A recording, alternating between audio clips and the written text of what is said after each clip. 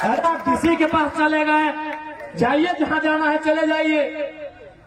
सिकंदर को जानते हैं ना अग्रवाल जी, हम आपको नहीं जानते हैं ना कभी मिले हैं, पेपर में नाम सुने हैं तब से मेरा पारा हिट है। आपसे हमारा कोई झगड़ा नहीं है।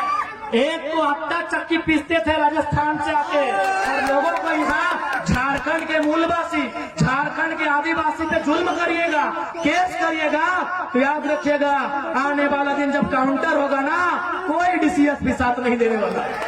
तरुण महतो रहे, चाहे नवीन महतो रहे, चाहे प्रेम माटी रहे, चाहे बेबी महतो रहे, चाहे अनीता टुड्डू रहे या सविता महतो रहे, अगर किसी को भी खरोच आया तो खरोच टाइगर जयराम महतो को आएगा।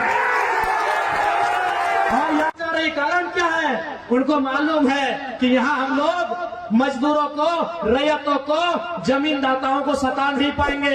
यहाँ ये लोग उल्टा पलटवार करेंगे। इसीलिए आपकी जानकारी के लिए बंगाल से 8,000 कंपनी वापस जा रही है, बिहार में तो कंपनी जाती ही नहीं है। उनको मालूम है सबसे भोले, सबसे सीधे सरल झारखंड के लोग हैं। जमीन भी लीजिए, लाठी डंडा भी मारिए, इन लोग कुछ नहीं बोलेगा, इन लोग कुछ नहीं बोलेगा। सबसे सरल झारखंड के लोग हैं। अभी हाल फिलहाल हमने देखा हमारे सरायकेला इकाई की टीम, वो कहीं कोई फैक्ट्री में आंदोलन कर रही थी, धरना में बैठी थी, सुने कोई राजस्थान का मालिक है, कोई अग्रवाल जी करके हैं, डीसी के पास चले गए शिकायत करने के लिए। सुनिए, अरे इसी झारखंड में पंजाब के बहुत सारे लोग रहते हैं, सिख समाज के अनगिनत लोग रहते हैं, लेकिन आज तक उनसे हमारी कोई शिकायत नहीं हुई। क्यों मालूम है? न सिख समाज लंगर वाली प्रथा को मानता है, सिख समाज अपने पूंजी से लोगों का पेट भरने की प्रथा को मानता है। अरे अग्रवाल जी, आप आटा चक्की पीसते पीसते करोड़पति हो गए, तो हमको मालूम है आपका कैरेक्टर क्या है। इसी मिट्टी में हजारों की संख्या में सिख समुदाय के लोग रहते हैं, लेकिन किस कोई कहे कि कभी उनसे हमारा विवाद हुआ हो? हमारा विवाद किनसे होता है? उन पूंजीपतियों से होता है, उन दलालों से होता है जो झोला लेकर आए थे और आज चोरी करके, बेईमानी करके करोड़पति हो गए हैं। तो बताइए कहाँ गलत है? इसलिए मैं इस मंच के माध्यम से, चाहे अग्रवाल जी रहे, चाहे फल्ला जी रहे, डीसी केवल आपका नहीं है। ये जो डीसी के पास अब एप्लीकेशन लेके चल गए ना, और याद रखिएगा, चाहे तरुण महतो रहे, चाहे नवीन महतो रहे, चाहे प्रेम माटी रहे, चाहे बेबी महतो रहे, चाहे अनीता टुड्डू रहे या सविता महतो रहे, अगर किसी को भी खरोच आया तो खरोच टाइगर जयराम महतो को आएगा। और याद रखिएगा, इस बार हम निर्मल दादा की तरह, सुनील दादा की तरह चिता बहुत बाद में जलाएंगे, पहले अपनी समस्याओं को जलाएंगे। अब हमारी समस्याएं सिस्टम से है, हमारी समस्याएं किसी संस्था से है या किसी व्यक्ति से है, मुझे नहीं मालूम। इस बार यदि किसी को खरोच आया, हम उनकी चिता पहले नहीं जलाएंगे। हम रोज तिल तिल के मर रहे हैं, हम रोज तिल तिल के मरते हैं, हम अपनी जमीन में भूखे मर रहे हैं, हम अपनी जमीन में बेरोजगारी का दंश झेल रहे हैं, हम अपनी जमीन में पलायन का दंश झेल रहे हैं। इसलिए सुन लीजिएगा साफ साफ, जो भी उद्योग के लोग हैं, पहला बात ये भी जान लीजिए कि हम उद्योग के खिलाफ नहीं है। जितनी भी कंपनी फैक्ट्री के संचालन करता है, हम कोई कंपनी फैक्ट्री के खिलाफ नहीं है। हम देश के प्रधानमंत्री, वर्तमान प्रधानमंत्री नरेंद्र मोदी के चमत्कारिक मंदिर, ईश्वर देवी देवताओं के मंदिर की तुलना में देश के पहले प्रधानमंत्री पंडित जवाहरलाल नेहरू के आधुनिक मंदिरों के पक्ष में है। हम नरेंद्र मोदी जी के मंदिरों के पक्ष से कई ज्यादा देश के पहले प्रधानमंत्री पंडित जवाहरलाल नेहरू के आधुनिक मंदिरों के पक्ष में है। आधुनिक मंदिर यानी कल कारखाना, आधुनिक मंदिर यानी फैक्ट्रियां, आधुनिक मंदिर यानी डैम, आधुनिक मंदिर यानी रोजगार। हम उनके पक्ष में हैं, लेकिन सवाल है उस मंदिर को मैंने जमीन दिया है, अगर हम घंटी बजाने की भी नौकरी वहां नहीं मिलेगी तो सवाल तो होगा,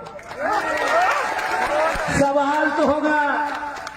बिल्कुल हम आधुनिक मंदिर के पक्ष में है। हम मोदी जी के उन धार्मिक देवी देवता आकाशीय चमत्कारिक चीजों से कई ज्यादा गुना हम पंडित नेहरू के आधुनिक मंदिर के पक्षधर हैं। उनका आधुनिक मंदिर का रास्ता रोजी रोजगार से होकर जाता है, गरीबों की पेट की भूख से होकर जाता है, इसलिए हम उनके पक्ष में हैं। लेकिन मेरा सवाल वही है, उस आधुनिक मंदिर को बचने के लिए, आधुनिक मंदिर यानी टाटा की फैक्ट्रियां, आधुनिक मंदिर यानी रियाडा जियाडा, आधुनिक मंदिर यानी ये तमाम फैक्ट्रियां, कंपनियां, ये डैम, ये कुचई का डैम, ये चांडिल का डैम, ये डिमना डैम, आधुनिक मंदिर यानी ये तमाम फैक्ट्रियां, ये छोटे बड़े मिल्स कारखाने।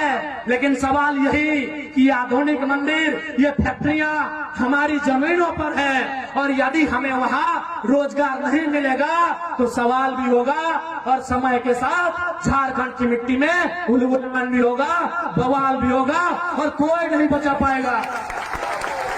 अरे आप किसी के पास चले गए, जाइए जहां जाना है चले जाइए। सिकंदर को जानते हैं ना अग्रवाल जी, हम आपको नहीं जानते हैं ना, कभी मिले हैं, पेपर में नाम सुने हैं तब से मेरा पारा हिट है। आपसे हमारा कोई झगड़ा नहीं है।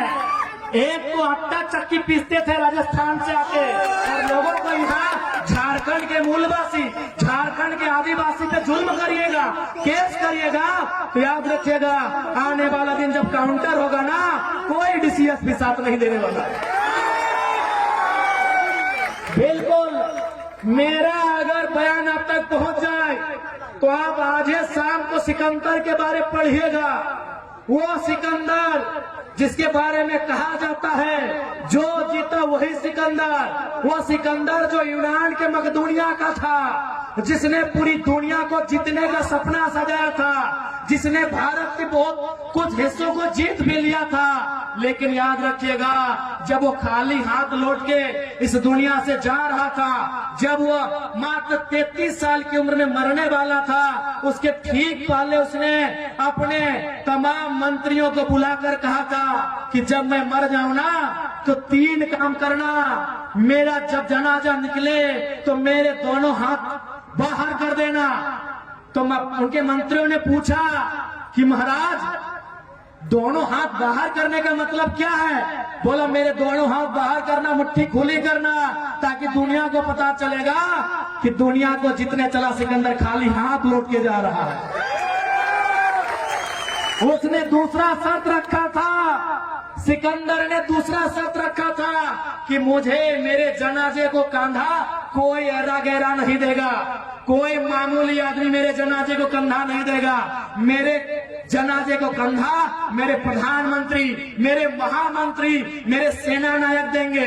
बोला सर इसका क्या मतलब है? नहीं, इसका मतलब है कि दुनिया के बड़े बड़े तीस मार खा, दुनिया के बड़े बड़े तुर्रम खा, दुनिया के बड़े बड़े सेना नायक सिकंदर की सेना में थे, तलवार लेकर भाला लेकर, फिर भी उसकी जान नहीं बचा पाए। तो डीसी देखते हैं कितना दिन बचाते हैं आपको, देखते हैं एसपी कितना दिन बचाते हैं आपको। और तीसरा, सिकंदर का तीसरा जो कहना था कि जब मेरा जनाजा गुजरे तो मैंने अपने जीवन काल में जितना भी कमाया है, उस समय सिक्का नहीं होता था, उस समय गांधी जी का नोट भी नहीं होता था, गांधी पैदा नहीं हुए थे तो उस समय सिक्का भी नहीं था, उस समय गांधी जी का नोट भी नहीं था। उस समय क्या होता था? ज्वेरात होते थे, ज्वेलरी होते थे, सोना चांदी यानी जेवर वगैरह होते थे, सोने चांदी के पन होते थे, बड़े बड़े सिक्के होते थे। तो सिकंदर ने कहा कि मेरे मरने के बाद 1 रुपया भी मेरा जो उत्तराधिकारी होगा मेरे मरने के बाद 1 रुपया भी मेरे उत्तराधिकारी को मत देना, बल्कि मेरे जनाजा के आगे बिछाते जाना और लोग उस पर चल के जाए, ताकि दुनिया को पता चले कि धान एक दिन धूल बन जाता है। अग्रवाल जी, आपके साथ साथ तमाम फैक्ट्री कंपनी चलाने वाले मालिक को कहेंगे कि धान एक दिन धूल बन जाता है। और कान्हा, ये डीसीएसपी बहुत छोटा होता है उनके प्रधानमंत्री लोग के सामने, उन लोग नहीं बचा पाया। इसलिए हमारी आपसे कोई व्यक्तिगत लड़ाई नहीं है। क्यों हमारी टीम आपके खिलाफ आंदोलन की, आपको भी मालूम है। आप समय पे पैसा नहीं देंगे, आप ओवर टाइम करवाएंगे, 10 मिनट लेट होने से तनख्वाह काटेंगे, तो क्या आपको हम चुमा लेंगे? क्या हम आपको चुमा लेंगे? आप अपने बारे में डीसी को कहा नहीं बताए कि आप कौन सा गलत काम करते हैं? आपने तो बता दिया जेल के अंदर लोग उद्योग को डिस्टर्ब कर रहे हैं। आपने बताया कि आप झारखंड सरकार ने जो रेट निर्धारण किया है, non skill, skill, semi skill, skill, क्या आप उनके आधार पर पेमेंट दे रहे हैं? क्या आप पीएफ तथा जो भी सुविधाएं मजदूरों को मिलनी चाहिए आप दे रहे हैं? ग्रेजुएटी दे रहे हैं? जो भी मजदूरों को सुविधा मिलनी चाहिए क्या आप अपनी फैक्ट्रियों में दे रहे हैं? अगर नहीं दे रहे हैं तो कौन मुंह से डीसी के पास गए थे? कौन मुंह से डीसी के पास गए थे? आपको क्या लगता है आपके पास पैसा है तो डीसी आपका ही पक्ष सुनेंगे? तो हम भी इनके विधायक हैं, देखते हैं डीसी एक तरफा कैसे करते हैं, देखते हैं डीसी एक तरफा कैसे करते हैं। नहीं, आप पैसे वाले हैं, आपको लगा डीसी आपके जेब में है, मुंह उठा के चल गए, तो हम भी इनके मेंबर ऑफ लेजिस्लेटिव असेंबली हैं, देखते हैं डीसी एक तरफा कैसे करते हैं। याद रखिएगा, हम जनप्रतिनिधि हैं और डीसी कौन है? नौकरशाह है।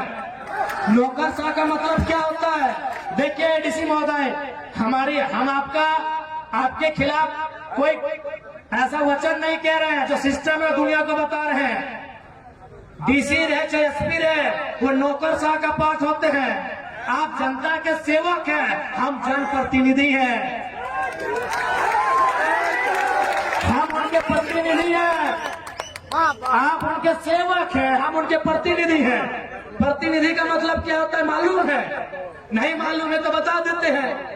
क्योंकि भारत एक लोकतांत्रिक देश है, यहाँ कानून बनाना होता है, यहाँ नियम बनाना होता है, यहाँ विधि बनाना होता है, और जनता डायरेक्ट विधि नहीं बना सकती है। चूंकि जनता 1 अरब से ज्यादा है, तब ये निर्णय हुआ कि जनता 15 लाख में 20 लाख में एक प्रतिनिधि चुनेगी, वही तो हम हैं। हम जनता के प्रतिनिधि हैं, हम उन्हीं की आवाज को, उन्हीं के मुद्दों को, उन्हीं की समस्याओं को विधानसभा में, लोकसभा में, राज्यसभा में लेकर जाते हैं। इसलिए जो भी उद्योग घराना ये सोच रहा है कि पदाधिकारी आपके जेब में है, ये गलत बात है। क्योंकि डीसी एसपी वो जनता के होते हैं, किसी